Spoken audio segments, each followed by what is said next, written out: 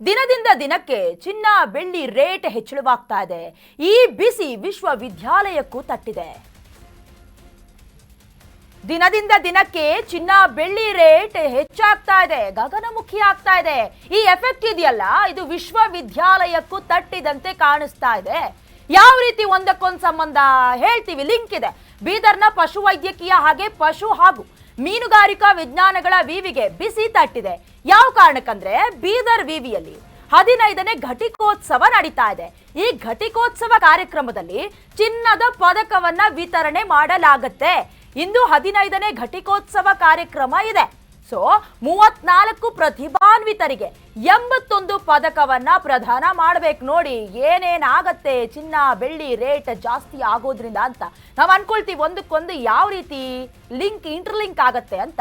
But ಘಟಿಕೋತ್ಸವದಲ್ಲಿ ವಿದ್ಯಾರ್ಥಿಗಳಿಗೆ ನೀಡುವ ಚಿನ್ನ ಬೆಳ್ಳಿ ಪದಕಗಳ ಪ್ರಮಾಣವನ್ನ ವಿಶ್ವವಿದ್ಯಾಲಯ ತಗ್ಗಿಸಿದೆ.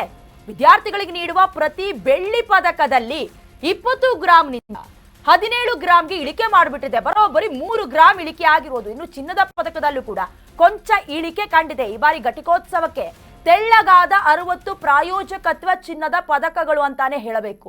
ವಿಶ್ವವಿದ್ಯಾಲಯದ 21 ಪದಕಗಳ ಗಾತ್ರ ಜೊತೆಗೆ ತೂಕದಲ್ಲಿಯೂ ಯಥಾಸ್ಥಿತಿ ಕಾಯ್ದುಕೊಂಡ ವಿವಿ ಚಿನ್ನ ಹಾಗೆ ಬೆಳ್ಳಿ ಪ್ರಮಾಣವನ್ನ ಕಡಿಮೆ ಮಾಡಿ ವೆಚ್ಚ ಕಡಿತ ಆಗ್ತಿದೆಯಲ್ಲ, ಅದಕ್ಕೆ ಹೇಗಾದ್ರೂ ಮಾಡಿ ದರವನ್ನ ಸರಿದೂಗಿಸಬೇಕು ಅಂತ ಪಶು ವಿವಿ ಈ ಬಾರಿ ಪ್ರಾಯೋಜಕತ್ವದ ಪದಕದಲ್ಲಿ ಗಾತ್ರ ತೂಕ ಎಲ್ಲ ಕಡಿಮೆ ಮಾಡಿದೆ.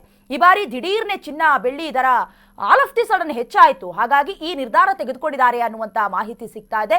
ಸದ್ಯ ಎಲ್ಲ ವಿಚಾರಕ್ಕೆ ಸಂಬಂಧಪಟ್ಟಂತೆ ರಾಜ್ಯಪಾಲರಾದ ಥಾವರ್ ಚಂದ್ ಗೆಹ್ಲೋಟ್, ಪಶುಸಂಗೋಪನಾ ಸಚಿವ ಕೆ ವೆಂಕಟೇಶ್ ಒಟ್ಟು 17 ಪಶು ವಿವಿಯ ಸ್ನಾತಕ ವಿದ್ಯಾರ್ಥಿಗಳಿಗೆ ಒಟ್ಟು 49 ಚಿನ್ನದ ಪದಕಗಳನ್ನ ಪ್ರದಾನ ಮಾಡ್ತಾರೆ ಅನ್ನುವಂತ ಡೀಟೇಲ್ಸ್ ಸಿಕ್ಕಿದೆ.